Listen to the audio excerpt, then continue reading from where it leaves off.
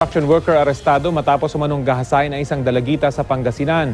At Barker, patay matapos pagbabarilin sa loob ng kanyang bahay sa Rosario, Cavite. Yan at iba pang balitang probinsya, hatid ni Dano Tingkungko.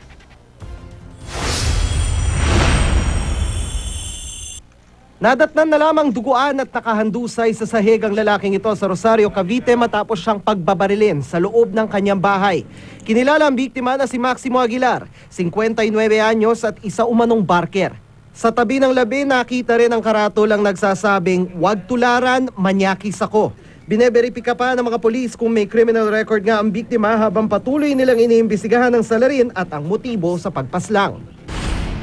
Sa kulungan naman ang bagsak ng construction worker na ito matapos umano niyang gahasain ng isang 15 anyos na dalagita sa Mangaldan, Pangasinan. Base sa investigasyon, inutusan ng suspect ang biktima na bumili ng alak sa tindahan. Hinatak daw nito ang biktima at saka dinala sa gitna na bukid at doon na nangyari ang panggagahasa. Todo tanggi naman ang suspect sa paratang. Isang patay na sanggol naman ang natagpuan sa dalampasigan ng barangay Castillo, Cabusao, Camarines Sur.